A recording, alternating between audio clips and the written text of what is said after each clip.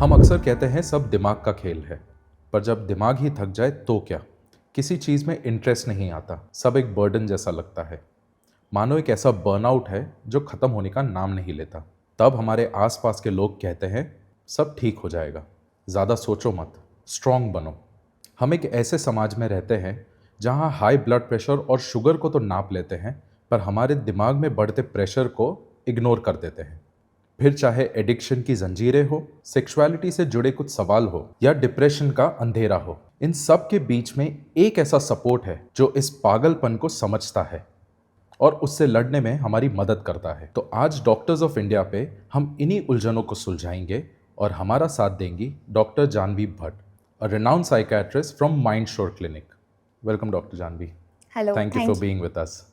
पहले तो आप ये बताइए कि एक साइकियाट्रिस्ट होता कौन है? बहुत सारे लोगों के मन में कन्फ्यूजन होता है कि व्हाट इज़ अ साइकियाट्रिस्ट और हु इज़ अ साइकोलॉजिस्ट। दोनों के बीच में बहुत ही डिफरेंस होता है। साइकियाट्रिस्ट आर द डॉक्टर जिन्होंने एमबीबीएस करने के बाद 3 साल मेंटल हेल्थ में एक्सपर्टीज की होती है। Right. और साइकोलॉजिस्ट आर द वन जो डॉक्टर नहीं होते हैं। साइकियाट्रिस्ट मेडिसिन प्रिस्क्राइब करते हैं और साइकोलॉजिस्ट काउंसलिंग करते हैं, वो साइकोथेरेपी देते हैं। दोनों का काम एक दूसरे को कॉम्प्लीमेंट्री है कि जैसे कि डायबिटीज़ होती है तो डायबिटीज़ के अंदर डॉक्टर दवाई प्रिस्क्राइब करते हैं, पर साथ साथ में डाइटिशियन हमें कैसे डाइट फॉलो करना है वो समझाता है। वैसे ही साइकियाट्रिस्ट मेडिसिन प्रिस्क्राइब करता है और साइकोलॉजिस्ट कैसे सिचुएशन को कोप करना है वो सिखाता है। ओके, सो डॉक्टर जानवी, एक बहुत बेसिक सा क्वेश्चन है कि सब लोग बोलते हैं कि साइकियाट्रिस्ट को कंसल्ट करने जाओ तो लाइक एक मेंटल इलनेस है, ये बंदा तो पागल है। हाँ। सो आप ऐसे पेशेंट्स को कैसे डील करते हो? एक्चुअली ऐसा है कि हमारी कम्युनिटी में मेंटल हेल्थ को लेके बहुत ज़्यादा स्टिग्मा है, इसीलिए साइकियाट्रिस्ट को लोग पागलों के डॉक्टर बोलते हैं। Right. और उसी की वजह से ये नहीं समझ पाते कि बहुत सारी मेंटल हेल्थ प्रॉब्लम्स पागलपन नहीं होती है। अभी बहुत सारी अवेयरनेस आई है थैंक्स टू सोशल मीडिया कि इसको एंग्जाइटी है, इसको डिप्रेशन है, ये स्ट्रेस की वजह से हो रहा है। सो सबसे पहले इस फियर को ऐसे हटा सकते हैं कि mental health is equally important as a physical health. अगर हमें बुखार आता है तो हम फिजिशियन के पास जाने से नहीं डरते, तो अगर मुझे कोई भी स्ट्रेस आ रहा है, मुझे एंग्जाइटी आ रही है, तो मुझे मेंटल हेल्थ के डॉक्टर के पास जाने से डरना नहीं चाहिए। सो ये जैसे आपने अभी बताया कि सोशल मीडिया पे अब ज़्यादा अवेयरनेस तो है, right? But do you think कि उसका जो काउंटर एक्ट एक होता है, लाइक काउंटर पार्ट होता है कि सोशल मीडिया पे ऐसा प्रेशर क्रिएट हो गया कि भाई I want to be seen, FOMO नहीं होना चाहिए, तो उसकी वजह से लेटर ऑन स्टेजेस पे कैसा इम्पैक्ट क्रिएट होता है? एक्चुअली ऐसा होता है कि सोशल मीडिया पे सब अपना अच्छा ही दिखाते हैं। कोई ऐसा नहीं दिखाता है कि ये मेरे बुरे पार्ट्स है या this are my bad days, they only show the good days. तो क्या होता है कि सब सोशल मीडिया पे ऐसे देखते हैं कि इसकी लाइफ में तो बहुत सारा अच्छा है, ये हो रहा है, वो हो रहा है, मेरे पास नहीं हो रहा है। उसकी वजह से लोगों के अंदर फोमो हो जाता है, लोगों के अंदर कंपैरिजन बढ़ गई है। क्योंकि बिकॉज ऑफ द असेसिबिलिटी कि यहाँ पे ये चल रहा है, वहाँ पे वो चल रहा है, तो उनको ऐसा लगता है कि मेरे पास ये नहीं है, वो नहीं है, और उसकी वजह से वो स्ट्रेस में आ जाता है because they want to compete for everything. Comparison करते हैं, वो एक परफेक्ट वर्ल्ड जो सोशल मीडिया पे दिखता है, सब उसी को चेस किए जा रहे हैं। सो ऐसे केस में जो कैसे टाइप के कॉमन प्रॉब्लम्स होते हैं जो आप आजकल, like you also have a lot many OPTs going, आप बहुत सारे लोगों से मिलते हो, बात भी करते हो, तो आपको ऐसे सिमिलर कौन सी चीज़ें लगी हैं जो डे टू डे लाइफ में सबको अफेक्ट कर रही है? I feel like that the most common thing affecting many people is overthinking। क्योंकि हमें ऐसा है कि एंग्जाइटी, डिप्रेशन वो बहुत कम लोगों में दिखता है कंपेयर, अगर क्लिनिकली हम देखें तो ज़्यादातर लोगों के अंदर ओवर थिंकिंग होती है। और ओवर थिंकिंग को हम क्या समझते हैं कि ये तो नॉर्मल ही है, मेरा नेचर ही ऐसा है कि मैं हर चीज़ को ज़्यादा सोचता हूँ। पर वो ज़्यादा सोचने की वजह से उनकी मेंटल हेल्थ डिस्टर्ब होती है, उसकी वजह से नींद नहीं आती है, उसकी वजह से उनको एंग्जाइटी, डिप्रेशन बाद में होता है। So over thinking is a root cause of so many psychiatric issues. पर ओवर थिंकिंग को इतना नॉर्मलाइज कर दिया गया है कि ऐसा लगता है कि ये कोई प्रॉब्लम नहीं है, but it actually affecting day to day activities so much. मैं हमेशा ऐसे में ही रहता हूँ कि अगर ये होता तो, अगर मैंने ऐसा किया होता तो, अगर मैं ऐसा कर दूँ तो हम प्रेजेंट सिचुएशन में नहीं जीते, हम पास में जीते या फिर प्रेजेंट में जीते हैं। और उसकी वजह से क्या होता है कि ओवरथिंक चलता रहता है, फिर हमें ऐसा लगता है कि मैं तो प्रॉब्लम को सॉल्व करने की ही कोशिश कर रहा हूँ, I am doing overthinking about my problem, but it is creating a lots of problem. ज़्यादा प्रॉब्लम्स क्रिएट कर जाते हैं। यस बेसिकली हम लोग बोलते हैं ना एक फ्यूचर के सो कॉल्ड सिनारियोज में हम लोग जीते हैं Yes. कि हम लोग प्रेजेंट सिचुएशन को असेस नहीं कर नहीं कर पाते। पाते हैं। So even I am guilty of it very हाँ। ऑनेस्टली। तो इस चीज़ को अगर फॉर एग्जांपल मुझे सॉल्व करना है, ठीक है, I know that over thinking is not good for my health yes और for my mental well being, पर उसको मैं सॉल्व कैसे करूँ फिर? ओवर थिंकिंग वाले जो भी पेशेंट्स हमारे पास आते हैं, या फिर मैं ऐसा बोलूँ पेशेंट्स नहीं, क्योंकि वो पेशेंट नहीं होते। जैसे आपने बोला कि मैं भी खुद करता हूँ फिर मुझे गिल्टी होती है, तो मोस्ट ऑफ जो भी कॉमन पीपल नॉर्मल लोग होते हैं जिनको सिर्फ ओवर थिंकिंग की इश्यूज है, वो हमारे पास आते हैं। तो हम उनको सिखाते हैं कि कैसे आप अपने माइंड को कंट्रोल करना है। वो टिक नहीं बनती है कि हाँ ये चीज़ खत्म हो गई, उसकी वजह से वो बार बार सोच रिपीट होती है कि अगर मुझे किसी भी चीज़ को लेके ओवर थिंक आ रही है तो सबसे मुझे पहले पैटर्न समझनी है कि क्या हो रहा है जिसके अंदर मैं अपना टाइम वेस्ट करता हूँ। जैसे कि स्टूडेंट ऐसा बोलते हैं कि एग्जाम में क्या होगा, कैसे पूछेंगे, उसकी प्रिपरेशन में टाइम चला जाता है कि मैं कैसे कैसे करूँगा, तो वो टाइम टेबल बनाने में ज़्यादा टाइम लगा देते हैं पर पढ़ाई पे नहीं लगा पाते। तो हमें पहले पैटर्न फाइंड आउट करनी है कि कैसे मैं ओवर थिंक करता हूँ। उस पैटर्न को फाइंड आउट करने के बाद हमें ये सोचना है कि इसको सॉल्यूशन करने के लिए कैसे काम करना है, कि जैसे कि ये थॉट मुझे बार बार आ रहा है तो उसको रोकने के लिए मुझे कैसे उसको जस्टिफाई करना है। अगर मुझे सेल्फ डाउट आता है तो मुझे उसका एक जस्टिफिकेशन देना है कि क्या ये वर्थ इट है या नहीं वर्थ इट है। अगर ये वर्थ इट है तो उसके बारे में सोचो। अगर मेरे सोचने से ये प्रॉब्लम सॉल्व होने वाली है, नहीं होने वाली है। ये सोचने से क्या होता है, मेरा फियर बढ़ता जाता है। अगर मैं अपनी सोच को कंट्रोल में करूंगी कि हाँ ये सोचने से कोई फर्क नहीं पड़ता है, ऊपर से मेरी प्रॉब्लम बढ़ती है, तो मैं उसको कम करके कंट्रोल कर सकती हूँ। सबसे पहले अवेयरनेस होनी चाहिए। लोगों के अंदर ओवर थिंकिंग को लेके अवेयरनेस नहीं है। पहले अवेयरनेस आएगी, उसके बाद हम आगे बढ़ सकते हैं। पहले तो टेक्निकली वेरी करेक्ट कि ठीक है कि काफ़ी अवेयरनेस होती नहीं है। जब आप थोड़े सेल्फ कॉन्शियस हो जाते हो तब जाके आप आइडेंटिफाई करते हो कि भाई ये प्रॉब्लम तो है। But for the normal audiences जो ये चीज़ डे टू डे फेस कर रहे हैं पर अभी भी खुद को बोलते हैं ना वो सेल्फ डायग्नोस कर नहीं पाए, तो व्हाट आर द साइंस के जिससे हम लोग पहचान सकते हैं कि भाई ओके मुझे ओवर थिंकिंग एक प्रॉब्लम है, then I will come to a specialist to solve it. तो वो आइडेंटिफाई कैसे करेंगे? आइडेंटिफाई ऐसे कर सकते हैं कि आप ऐसा देखो कि जब भी कुछ भी मुझे काम करना होता है ना तो उसके अंदर मेरा बहुत ज़्यादा टाइम चला जाता है। प्रोक्रास्टिनेशन बोलते हैं जिसको। यस, प्रोक्रास्टिनेशन के अंदर, के सोचने के अंदर कि भाई कैसे करूँगा, इसके बाद करूँगा, और हम उसकी प्लानिंग में इतने ज़्यादा लग जाते हैं कि जब वो एक्ट करनी होती है उसके लिए बहुत कम टाइम रहता है, पर वो उसकी प्लानिंग में ज़्यादा टाइम चला जाता है। फिर उसके अलावा ऐसा होता है कि हमें ऐसा लगता है कि मैं नेगेटिव थिंकिंग ज़्यादा करता हूँ। नेगेटिव थॉट सबको आते हैं पर वो क्या होता है कि आके चला जाता है। जो ओवर थिंक करता है उसके अंदर नेगेटिव थॉट्स बार बार रिपीट होते हैं, तो इसलिए उनको ऐसा लगता है कि नेगेटिव थिंकिंग मेरी बहुत ज़्यादा हो रही है। उनको ऐसा लगता है कि मेरे दिमाग को बिल्कुल रेस्ट ही नहीं मिल रहा है, कुछ ना कुछ मेरे दिमाग में चलता रहता है, रेसिंग चलती रहती है, ये नहीं वो नहीं, एक का एक थॉट आता रहता है, मेरा माइंड रिलैक्स नहीं रहता। और जो लोग ओवर थिंकिंग करते हैं उनको हेडेक होता है, उनको स्लीप रिलेटेड इश्यूज आते हैं। करेक्ट, इंसोम्निया और वो सब बहुत ज़्यादा कॉमन है। तो आप ऐसे डिसाइड कर सकते हो कि मुझे ओवर थिंकिंग है जब आप देखो कि मुझे ये सारे फिजिकल सिम्टम्स हो रहे हैं, मेरे परफॉर्मेंस पे असर पड़ रहा है, तब आप देख सकते हो कि शायद मुझे ओवर थिंकिंग हो सकता है।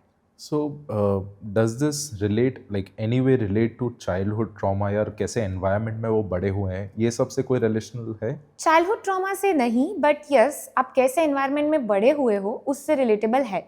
अगर मेरे पेरेंट्स को ओवर थिंकिंग है तो there are more chances that I can develop over thinking.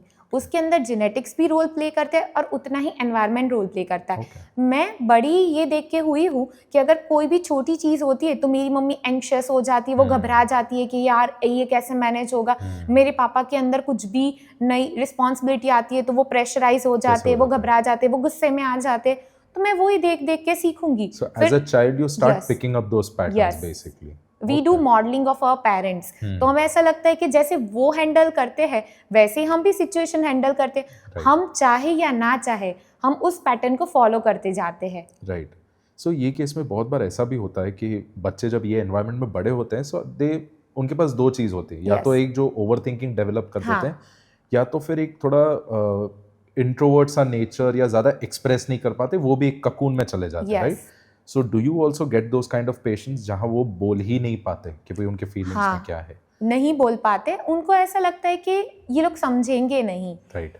उनको ऐसा लगता है कि पेरेंट्स और उनके बीच में एज Generation, डिफरेंस हाँ। बहुत ज़्यादा है, जनरेशनल गैप है। तो उनको ऐसा लगता है कि पेरेंट्स हमें नहीं समझ पाते, तो इसलिए बेटर है कि मैं उनसे बात ही नहीं करूं, अवॉइड करते हैं। और पेरेंट्स को ऐसा लगता है कि पता नहीं अचानक इसको क्या हो गया है, हमारे साथ बात ही नहीं करता है, अकेले अकेले अपने रूम में रहता है, ज़्यादातर टाइम फ़ोन पे स्पेंड करता है, क्योंकि Correct. उनकी एक ही कंप्लेन होती है कि ये हमसे बात नहीं करता क्योंकि ये ज़्यादातर टाइम फ़ोन पे फ़ोन पे स्पेंड करता रहता है। है। और वो लोग फ़ोन पे इसलिए टाइम ज़्यादा स्पेंड करते हैं क्योंकि उनको वो इंट्रोवर्ट होते हैं, Correct. दूसरे के साथ फीलिंग शेयर नहीं कर पाते। तो social media is a very safe space for them to escape escapism From जो the हम लोग real बोलते हैं, world. Correct.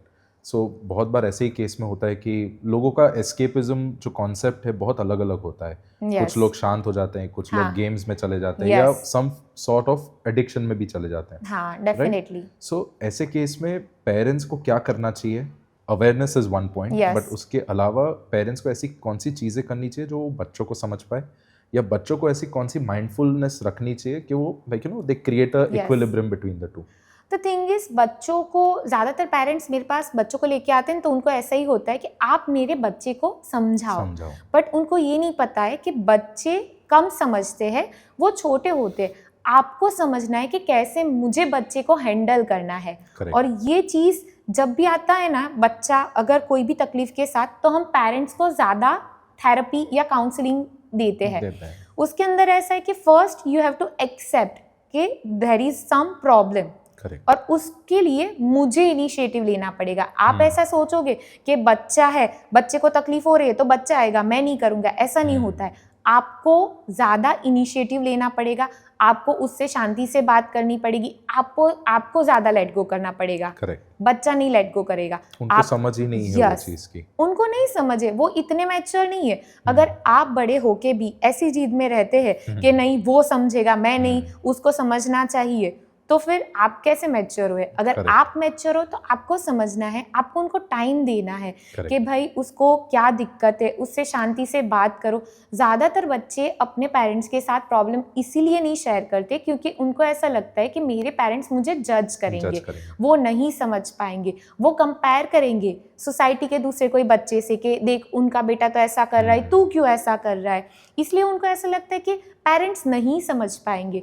So many time they come to professional with that thing कि आप उनको समझाओ, क्योंकि मैं अपने पेरेंट्स को नहीं समझा सकती, पर अगर आप समझाओगे तो वो समझेंगे। और पेरेंट्स क्यों आते बच्चे को लेके, ये मेरी बात नहीं सुन रहा है इसलिए मैं आपको बोल रहा हूँ, आप उनको बोलो। उनको सिर्फ इतना चाहिए कि मैं आपको जितना बोलूँ ना उतना आप बच्चे को बोल दो। करेक्ट। हाँ, पर ऐसे नहीं होता है। नहीं होता। So according to you, is it right to say कि ये केस में ज़्यादा रोल प्ले पेरेंट्स को करना होता है? Yes.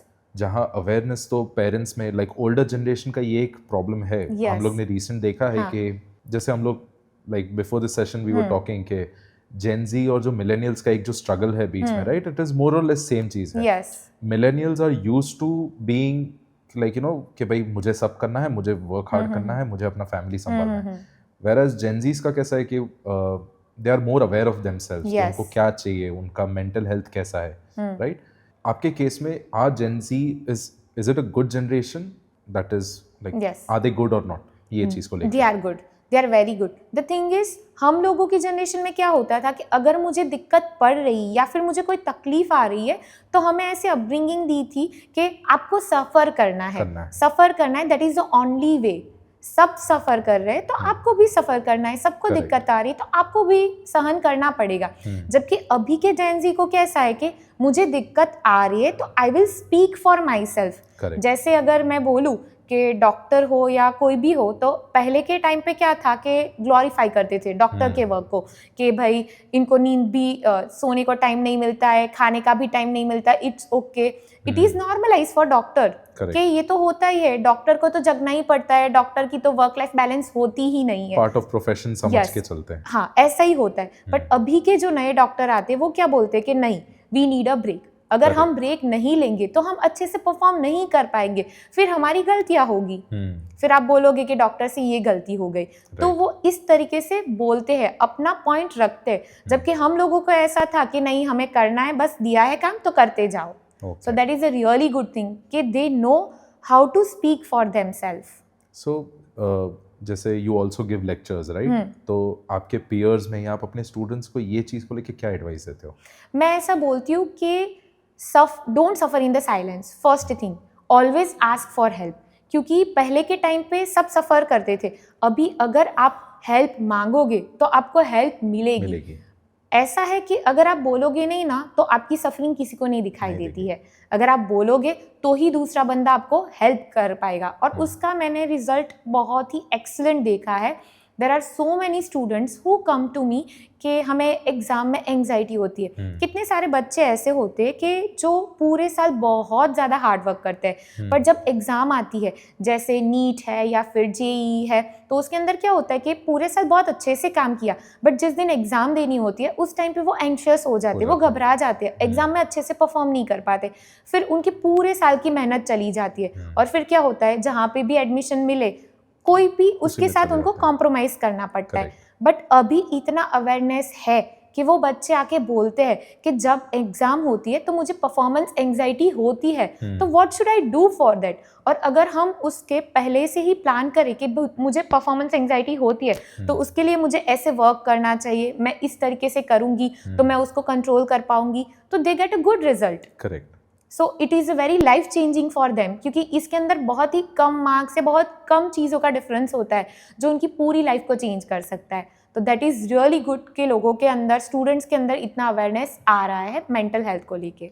So do you think कि हमारा जो सोसाइटी है, specially Indians right, Indian society ऐसा है कि जहाँ हम लोग ही हमारी जनरेशन पे बहुत ज़्यादा प्रेशर डालते हैं। यस। सब लोग एक रेस में लगे हुए हैं, ठीक है, एजुकेशन बोल दो, सब रेस में लगे हैं, सबको टॉपर्स बनना है, पेरेंट्स प्रेशराइज कर रहे हैं। अब थोड़ा वर्किंग कल्चर में आ जाओ यार, थोड़े अडल्टहुड में आ जाओ, तो सब जॉब्स और प्रोफेशन, करियर ग्रोथ, सब उसी रेस में लगे हुए हैं। सो ये सब चीज़ों को लेके बाद में प्रोफेशनली कौन सी बीमारियां ऐसे आ जाती हैं जो लेटर ऑन अफेक्ट करती हैं? जैसे मैं बोलूँ कि बहुत सारे, even the studies shows the result that कि बहुत सारे डॉक्टर को कार्डियक इश्यूज होता है। Even so many doctors are suffering from so many illness, क्योंकि उसके अंदर क्या होता है कि एक कंपटीशन रेस में लग जाते हैं हम। जब छोटे होते हैं तब से ही कैसा होता है कि टॉप करना है, क्यों? क्योंकि पेरेंट्स की नज़रों में अगर तुमने कुछ अचीव किया तो ही तुम्हारी रिस्पेक्ट रहती है, वो तुम्हारी वर्थ को तुम्हारे मार्क के साथ जोड़ देते हैं। उसके लिए ऐसा लगता है कि अगर मेरा रिजल्ट अच्छा आया तो ही मैं वर्थ इट हूँ, वरना तो मैं पेरेंट्स का यूजलेस बेटा बन जाऊंगा। इसके लिए हम उसके अंदर प्रेशराइज करते हैं, फिर जॉब के लिए होता है, फिर उसके अंदर परफॉर्मेंस के लिए होता है। तो ओवरऑल हमारा नेचर क्या होता है, एक कंपिटिटिवनेस हमारे अंदर आ जाती है, ओवर अचीवमेंट या एम्बिशन को लेके। हर चीज में परफेक्शन ढूंढने चले जाते हैं। अभी परफेक्शन तो हर चीज़ में मिलता नहीं है, और जिस तरीके से हम इस चीज़ को कंपटीशन में लेते हैं तो हमारी पर्सनालिटी एंग्शियस, ओवर अचीवमेंट, जिसको हम ऐसे बोलते हैं टाइप ए पर्सनालिटी हो जाती है। तो उसकी वजह से क्या होता है कि हमें स्ट्रेस रिलेटेड इश्यूज होने के चांसेस बढ़ जाते हैं। और उसके अंदर not only mental health problem, अगर हम देखें कि स्ट्रेस की वजह से हाइपरटेंशन बढ़ रहा है, डायबिटीज़ बढ़ रहा है, कार्डियक इश्यूज बढ़ रहे हैं। इससे पहले कभी ऐसा नहीं देखा था कि एडल्टहुड के अंदर लोगों को कार्डियक प्रॉब्लम्स हो रहे थे। पहले के ज़माने में कैसा था कि जब एक एज तुम पास कर जाओ, मिडिल एज वाले लोगों को कार्डियक इश्यूज होते था। अभी ऐसा है कि स्कूल में बच्चे को हार्ट अटैक आ रहे हैं, जॉब पे है यंगस्टर, उसको हार्ट अटैक आ रहे हैं, जब पहले ऐसा कुछ नहीं होता था, क्योंकि पहले इतनी कंपटीशन नहीं थी। पहले की लाइफ थोड़ी सी रिलैक्सफुल ज़्यादा थी। अभी ज़्यादा कंपटीशन है, क्योंकि सबको परफेक्ट बनना है, सबको अचीव करना है, क्योंकि उनको ऐसा लगता है कि अगर मैंने ये अचीव किया, परफेक्ट किया, तो ही मेरी वैल्यू है, वरना लोग मुझे रिस्पेक्ट नहीं देंगे। सो बेसिकली अपना जो सेल्फ वर्थ है that is equal to the results that we produce. Basically अब एक नोशन ऐसा हो गया। हाँ। इन द लेटर ऑन, जैसे आपने अभी, we know a very few mental issues, I will not say illnesses, issues कि जो फॉर एग्जांपल एंजाइटी है, डिप्रेशन है, ओसीडी है, बहुत केसेस में पोस्ट ट्रॉमेटिक वाला भी रहता है। सो ये सब के केसेस में मेडिकली आपके पास क्या ऑप्शंस रहते हैं? फॉर एग्जांपल थेरेपी से वो चीज़ सॉल्व नहीं हो रही, देयर मस्ट बी केसेस जो थेरेपी से सॉल्व नहीं हो रहे हैं। So what is the next step for them? Actually I also want to speak about this कि लोगों के मन में बहुत ज़्यादा वहम है साइकियाट्रिक ड्रग्स को लेके। राइट। उसके अंदर क्या होता है कि उनको ऐसा ही चाहिए कि आप दवाई मत दो, उसको थेरेपी से हो सके उतना करो। Now the thing is, therapy और दवाई दोनों ज़रूरी होती है। Correct. अगर मेरे पास कोई सीवियरली एंशियस या सीवियरली डिप्रेस बच्चा आता है कोई भी, तो उसको मैं कितना भी बोलूँगी उसके दिमाग में नहीं जा पाएगा, क्योंकि वो Correct. काम नहीं है, वो मेंटली स्टेबल नहीं है वो चीज़ों अंदर लेके उसको समझने के लिए। इसलिए हम क्या करते हैं, उनको दवाई देते हैं। दवाई लेने के बाद वो शांत हो जाते हैं, उनके ब्रेन के अंदर उनको अच्छा लगना स्टार्ट हो जाता है, एक कामनेस आ जाती है, एक कामनेस आ जाती है। उसके बाद जब हम उनको थेरेपी देते हैं, उनको काउंसलिंग करते हैं, तो वो चीज़ें अच्छे से समझ पाते हैं। They are more receptive to it. Yes, so दवाई और काउंसलिंग थेरेपी वो दोनों अपोजिट नहीं है, वो दोनों एक दूसरे को कॉम्प्लीमेंट करते हैं। कि जैसे दवाई क्या करती है, दवाई इमीडिएटली कामनेस देती है, वो इमीडिएटली जो भी तकलीफ हो रही है उसको कंट्रोल करती है। और थेरेपी क्या करती है, वो हमें कोपिंग सिखाती है ताकि ये इश्यू बार बार नहीं हो। सिर्फ दवाइयाँ काम नहीं करती है, सिर्फ थेरेपी काम नहीं करती है, दोनों को मिलके काम करना पड़ता है, तो ही हम 100% रिजल्ट अचीव कर पाते। उसके अलावा साइकेट्रिक दवाई को लेके ऐसा एक स्टिग्मा है कि अगर दवाई एक बार चालू की ना तो वो जिंदगी भर लेनी पड़ती है।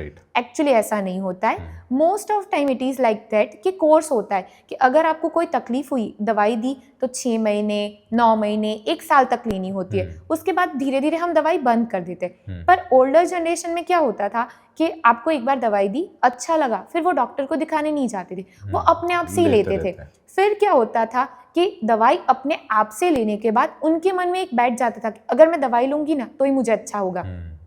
फिर लोगों को ऐसा लगने लगा कि ये लोग तो दवाई के ऊपर डिपेंडेंट हो जाते। दवाई का काम इंसान को इंडिपेंडेंट बनाना है, डिपेंडेंट बनाना नहीं होता है।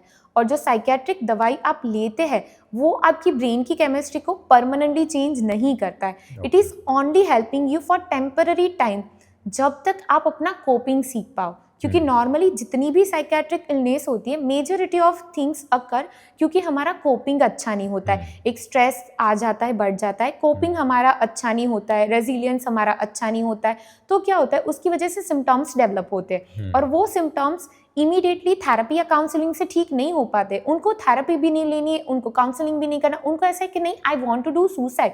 नाउ एट दैट टाइम कितना भी समझाऊंगी वो नहीं समझ पाएंगे, उनको एंग्जाइटी हो रही, वो बैठ ही नहीं पा रहे, फिर तुम कितना भी समझाओ वो कैसे समझेंगे।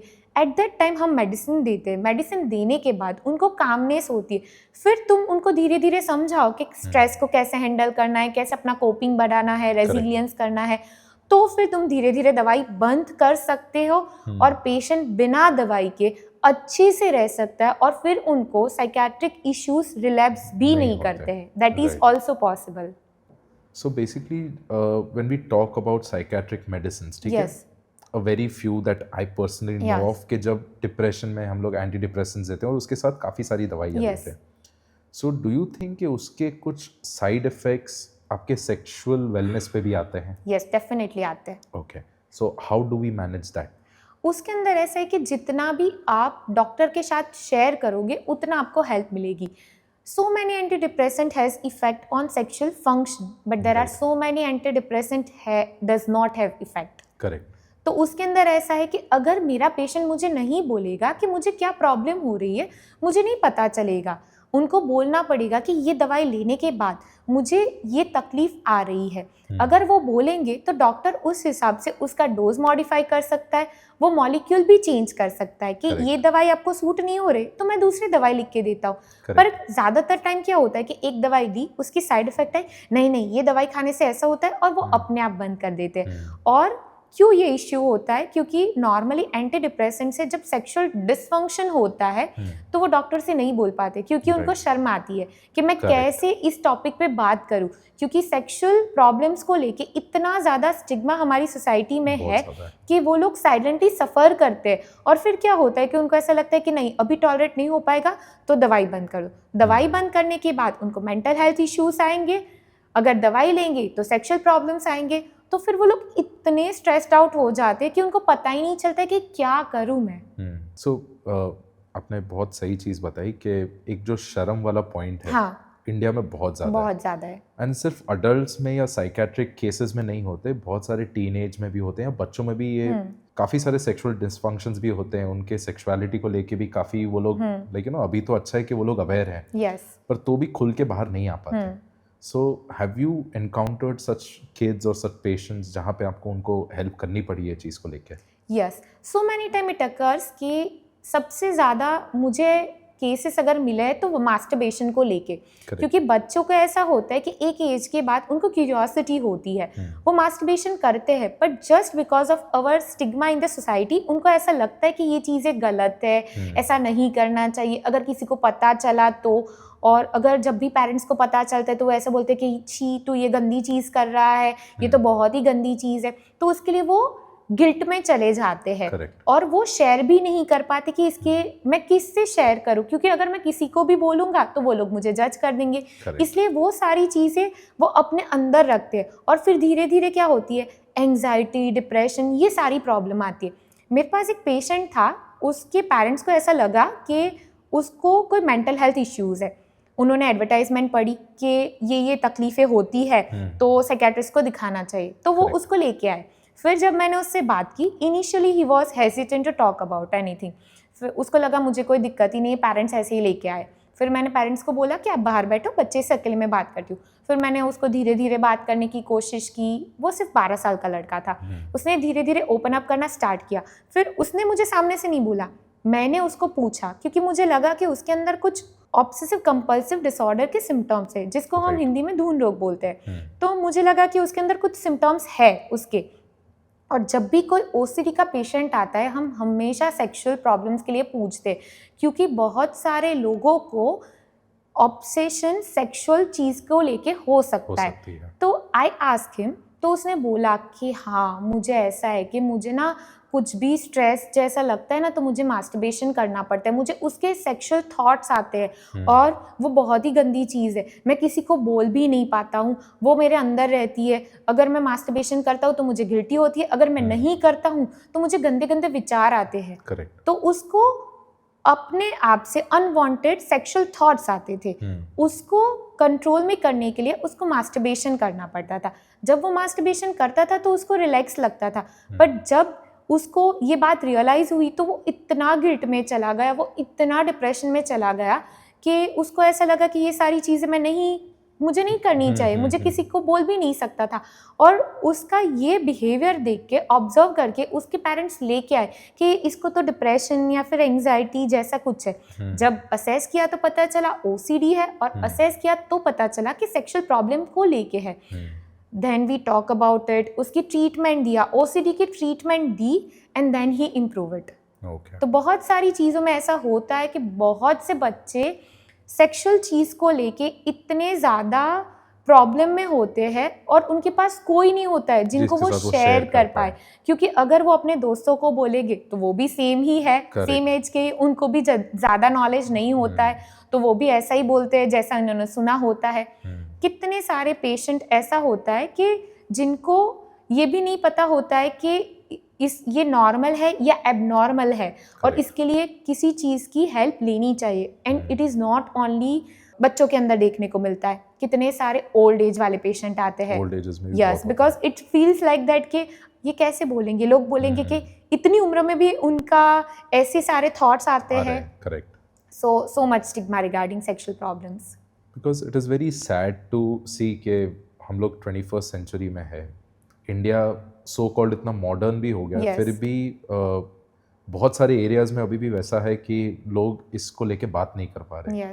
फीमेल्स अभी भी पीरियड्स को लेके like you know they are not very open about it, या फिर बच्चों को अपनी सेक्सुअलिटी में they are not very relax, बोलते हैं ना कि सेफ स्पेस नहीं उनको मिलती वो चीज़ में लेके। सो आप पेरेंट्स को क्या बोलोगे कि उनको ये चीज़ से बाहर निकलने में हेल्प करे? मैं पेरेंट्स को ऐसा बोलूँगी कि अगर आप उनको नहीं हेल्प करोगे तो वो किसी और के पास जाएंगे, और जो किसी और के पास जाएंगे वो अच्छा ही उसको जवाब देगा, मीन्स कि जो ट्रूथ है वो बोलेगा वो नेसेसरी नहीं है। उनको मिस इन्फॉर्मेशन भी मिल जाती है, उनको नहीं पता होता है कि इसकी कैसी कंसिक्वेंसेस आती है, फिर वो गिल्ट में चले जाएंगे। Better to be friend with your children, उनको बताओ कि क्या चीज़ें हैं क्या नहीं है। That's why sexual education is very important, but sexual education के नाम पे भी स्कूल के अंदर सिर्फ बायोलॉजी, रिप्रोडक्टिव सिस्टम System ही सिखाते बताता हैं। है, correct. उनको ये नहीं बोलते हैं कि क्या नॉर्मल है, क्या एबनॉर्मल है। तो आप वो बताओ, कितनी सारी लड़कियों को ये नहीं पता है कि this is appropriate touch, this is inappropriate touch. Correct. तो वो आप सिखाओ। अगर ये सारी चीज़ें आप बोलोगे तो वो आपके साथ कंफर्टेबल बन के शेयर कर पाएंगे। जैसे मैंने आपको पिछला इंसिडेंट बोला, ये सारी चीज़ें मुझे पता चली, उसके बाद मैंने उसको समझाया बच्चे को, मैंने उसको बोला कि can I talk with your parents, उसने हाँ बोला, मैंने उसके पेरेंट्स को समझाया, उसके बाद ही टॉक विथ हीज मदर कि मुझे ऐसी ऐसी दिक्कत होती है, फिर जाके उसने पेरेंट्स को बोला, पेरेंट्स ने उसको समझा, पेरेंट्स ने उसको सपोर्ट किया, and now he is doing excellent in study. Right. उनको ऐसा लगता था कि इसको लर्निंग डिसऑर्डर है, now he is topper in the school. Right. So ऐसा कोई पर्टिकुलर केस या ऐसा कोई केस स्टडी या ऐसा कोई पेशेंट के जिसके साथ like you no even you were very emotionally invested या इमोशनली आप कनेक्ट हो गए थे, जो आपके लाइफ को या आपके मेंटल स्पेस को भी इम्पैक्ट कर रहा था? अगर मैं बोलूँ तो right now I have one girl, उसका ऐसा है कि उसके पेरेंट्स को ऐसा लगता है कि she is having attention seeking behaviour, क्योंकि उसको हर चीज़ ये नहीं चाहिए, मुझे ये लेके दो, मुझे ये लेके दो। She find happiness from the buying the things, materialistic things हो गई है। तो पेरेंट्स को ऐसा लगता है कि इतने सारे पैसे स्पेंड करती है, बहुत ज़्यादा गुस्सा करती है, मतलब वो ऐसे ही प्रेजेंट करते हैं कि ये एक बिगड़ी हुई लड़की है। Correct. उनको ये नहीं बताते कि पास्ट में क्या एक्सपीरियंसेस है। She is having basically personality issues. उसके पेरेंट्स को ऐसा लगता था कि ये बस उसका टेंट्रम है। पर जब बात करी, जब मैंने उससे बात की, तो पता चला कि there are lot of there in her mind regarding the past traumatic experiences. उसका चाइल्डहुड अच्छा नहीं था, चाइल्डहुड में बहुत सारे ट्रॉमा थे। बिकॉज पेरेंट्स को कैसा लगता है, मैंने बच्चे के साथ थोड़ी ना गलत किया, मैंने तो बच्चे को सब अपने से बनता अच्छा ही दिया है। But when you are fighting with your spouse, बच्चे ये सारी चीज़ें देखते हैं, उसके भी उनके दिमाग पे बुरी असर पड़ती है। वो भी उनके लिए एक ट्रॉमा है। भले तुमने बच्चे को नहीं मारा, पर तुम एक दूसरे को मार रहे थे, तुम एक दूसरे को, that you've created, वो चीज़ ट्रिगर करती है, वो चीज़ ट्रिगर करती है। फिर बाकी के सोसाइटी के लोग आते हैं और वो ऐसा बोलते हैं कि ये तो ऐसा है। उस लड़की को पेरेंट्स ने हॉस्टल में डाल दिया, क्योंकि बाकी के लोग ऐसा बोलते थे कि ये तो तुम्हारी सुनती नहीं है, ये नहीं करती है, वो नहीं करती है, तो तुम उसको हॉस्टल में डाल दो। क्योंकि हमारे यहाँ बेसिक ऐसी मेंटालिटी है कि बच्चे को हॉस्टल में डालेंगे ना तो डिसिप्लिन आ जाएगी, बच्चे सुधर जाएंगे। अगर कोई भी बच्चा बिगड़ा हुआ है तो हॉस्टल में डाल दो। वो हॉस्टल में गई, उसको क्या चाहिए था कि मदर का केयर, लव चाहिए था। वहाँ पे जाके उसने क्या किया कि गंदा पानी पिया, वो सब कुछ किया, क्योंकि उसको ऐसा था कि मुझे मम्मी के पास जाना है, मुझे हॉस्टल में नहीं रहना है।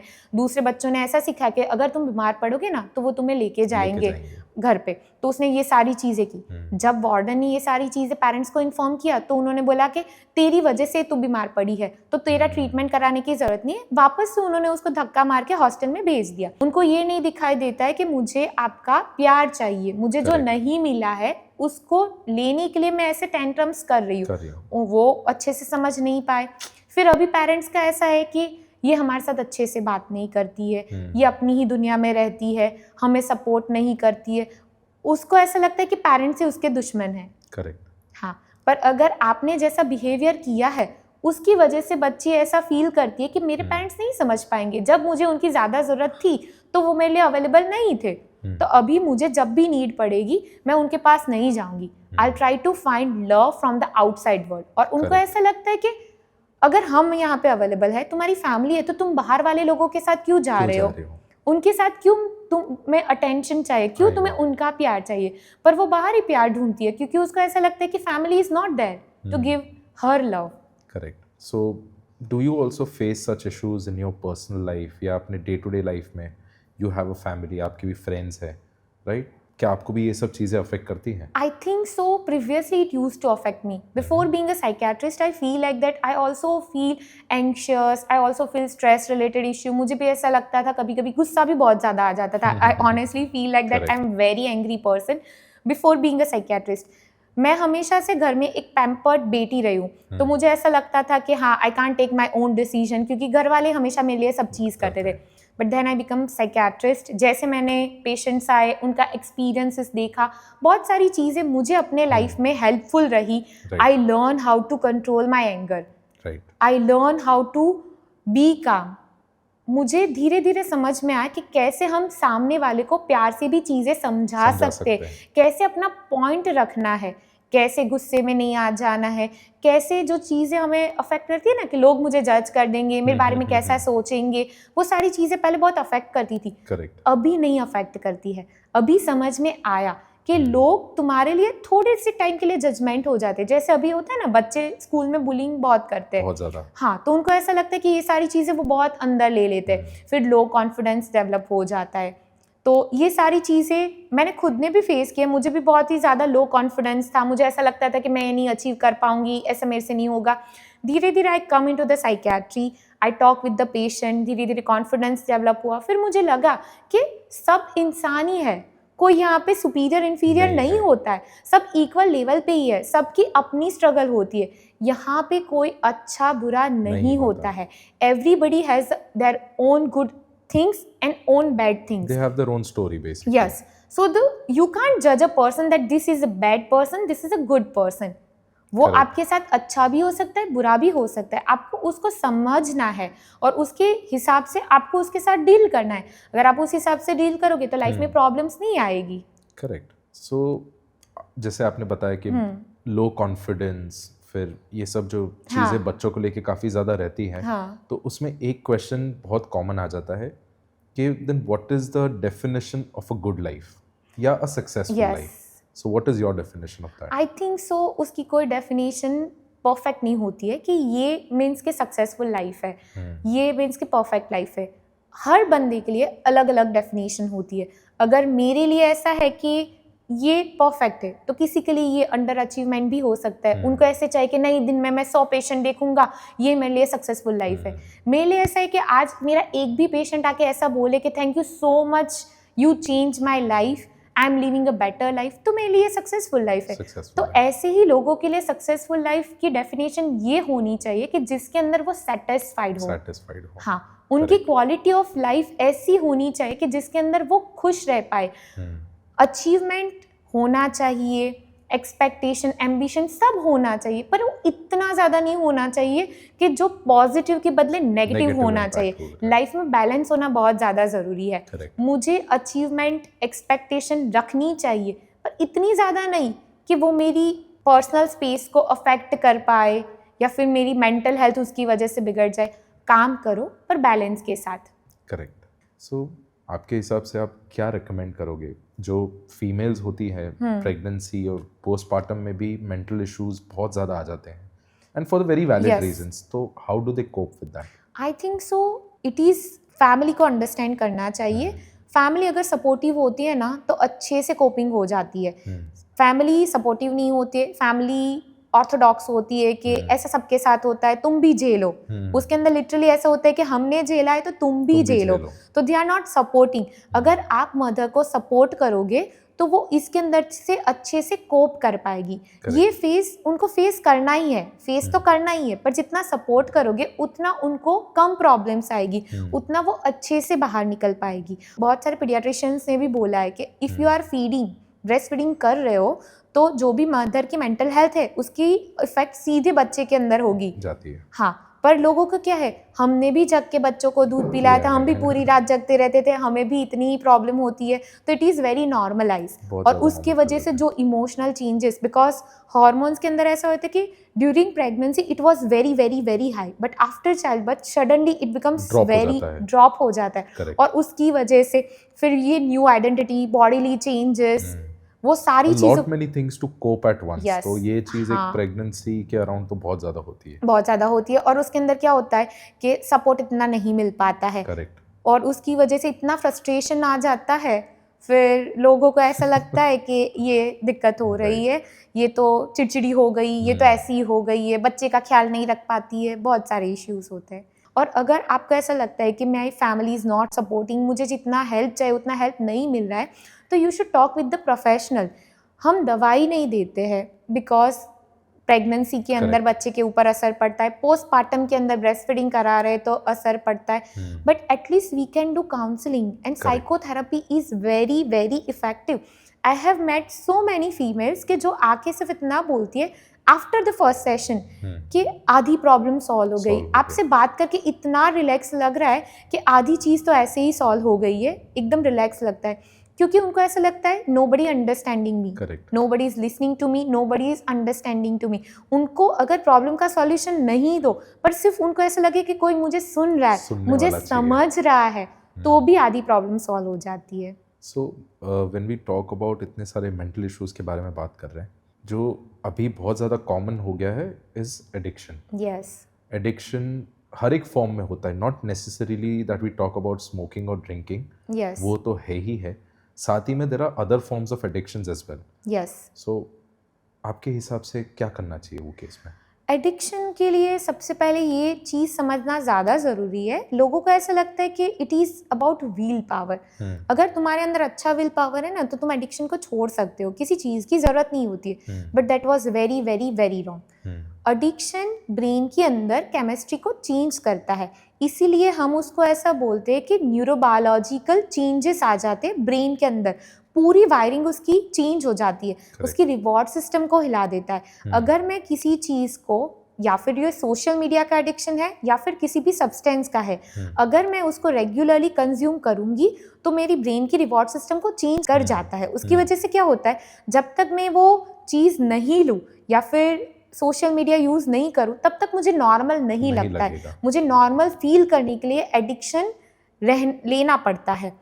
तो उसको छोड़ने के लिए सिर्फ विल पावर स्ट्रांग होना ज़रूरी नहीं है, उसके लिए हमें दवाई भी लेनी पड़ती है, उसके लिए हमें काउंसलिंग भी करना पड़ता है और फैमिली का सपोर्ट भी नेसेसरी है.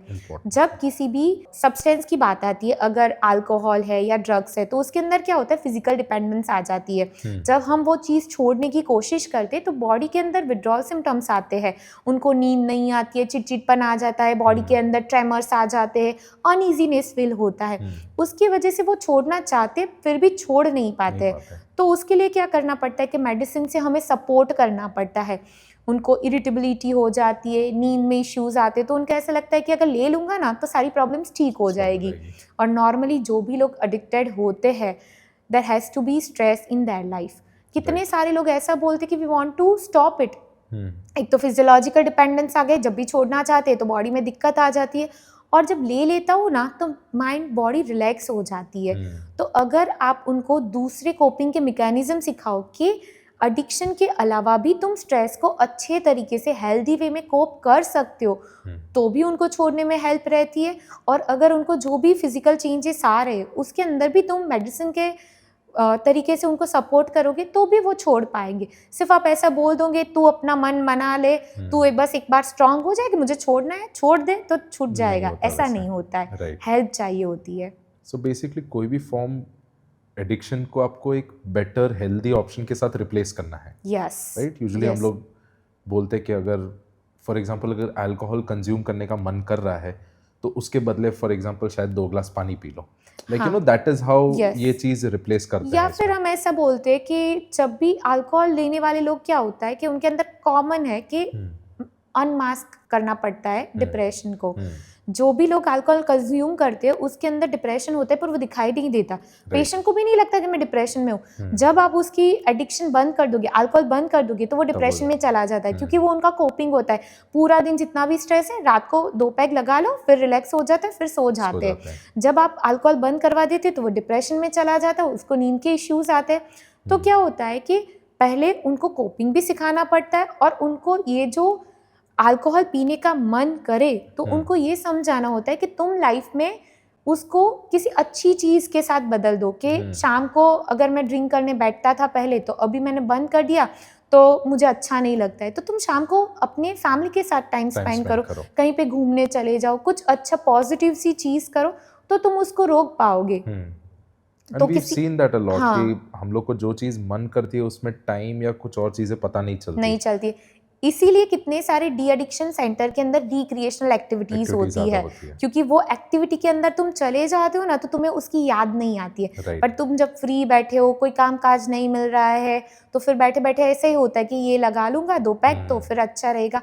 और यंग जनरेशन में क्या होता है कि आप except alcohol, they are also taking so many psychoactive substances. Correct. और उसके अंदर क्या होता है कि फिर वो कैनाबिस ले लो, MDMA, मैथ, कुछ भी ले लो, उसके अंदर ऐसा होता है कि एक बार तुम उसके अंदर चले जाते हो फिर उससे बाहर निकलना बहुत ज़्यादा डिफिकल्ट होता है। वो एक विशियस साइकिल बन जाता है कि तुमने पहले फन के लिए लिया था, क्योंकि अंडर पीयर प्रेशर लिया था कि एक बार मज़ा आएगा लेके देखो, फिर वो मज़ा आया ले लिया, फिर स्टार्टिंग में तुम फन के लिए यूज़ कर रहे थे, फिर उसके बाद क्या होता है कि तुम नहीं लेते हो पर तुम्हारी बॉडी क्रेव करती है, तुम्हें विड्रॉल आता है, इसलिए तुम्हें लेना पड़ता है। पहले तुम फन के लिए ले रहे थे, अभी तुम नहीं लोगे तो तुम्हें बॉडी में प्रॉब्लम्स होती है, तो बॉडी तुम्हें उसके ऊपर डिपेंडेंट बना देता है। और ये सारी चीज़ें ऐसी है कि उसके अंदर से बाहर निकलना without medical support is like impossible, impossible हो जाता है। फिर बच्चे उसके अंदर चले जाते हैं, फिर कितनी बार ऐसा होता है कि they do suicide because they feel like that कि इसके अंदर से नहीं बाहर निकल पाएंगे।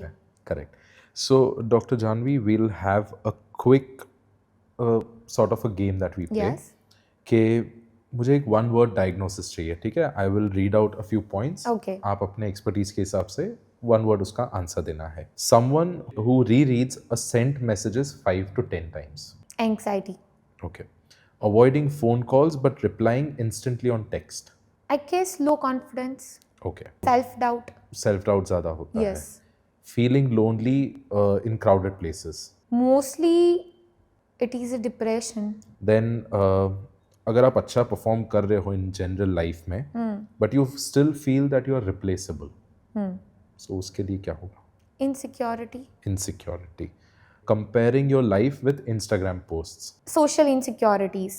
Okay. FOMO, missing, feels Fear like that of missing missing everything. Correct. Seeking validation before making decisions. That is low confidence. Dependent personality. Dependent avoidant personality. Then the last one is fear of being alone with your thoughts. It's like basically ऐसा कुछ है नहीं। Psychiatry के अंदर क्या होता है, the issue is like so many symptoms are over related. Correct. हाँ, तो उसके अंदर क्या होता है कि अगर मैं लोनली फील कर रहा हूँ ना, तो I might be depress, I might be anxious also.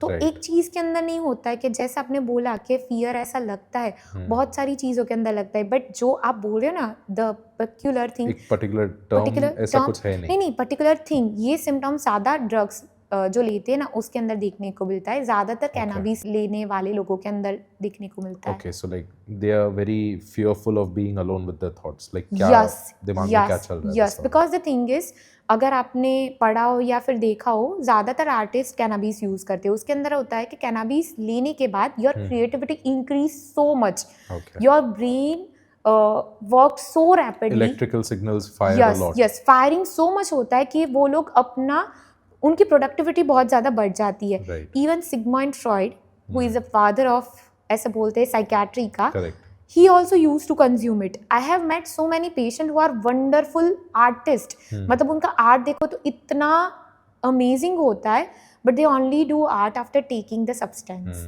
तो जो आप बोल रहे हो ना, वो ऐसा होता है कि जब मैं सब्सटेंस लेता हूँ तो मेरी क्रिएटिविटी बढ़ जाती है, but I get so many thoughts, my brain is rapidly on the fire, I feel so bad कि मैं अगर ओवरवेल्म्ड हो जाते हैं, वो चीज़ ओवरवेल्म हो जाते हैं, तो अकेले रहने से डर लगता है। And I have seen so many patient, जो आपने बोला ना ये सिम्टम्स के साथ, कि उनको ऐसा लगता है कि अकेले नहीं बैठना, किसी के पास जाके बैठना है, क्योंकि अकेले बैठेंगे तो उनके दिमाग में इतने सारे थॉट्स आ जाते हैं। राइट. हाँ, and they can be kind of feel like that it is a hallucination. हाँ, वो बहुत ज़्यादा कॉमन चीज़ हो जाती है सब्सटेंसेस को लेकर। Yes. Okay, so with this we'll end this conversation. Thank you Dr. Janvi for such a educational conversation. तो अगर कभी आपको ज़्यादा प्रेशर फील हो रहा हो तो बात करने में कोई बुराई नहीं है। चीज़ों को नॉर्मल समझ के उसको इग्नोर मत कीजिए। आपके फैमिली से हेल्प मांगिए, आपके फ्रेंड से हेल्प मांगिए, और अगर वो हेल्प नहीं कर पा रहे तो नाउ यू नो कि आप किसके पास जा सकते हैं, and yes that is a psychiatrist. So मिलते हैं अगले एपिसोड में एक नए डॉक्टर के साथ और एक नए हेल्थ डिफाइंग कॉन्वर्जेशन के साथ। Thank you.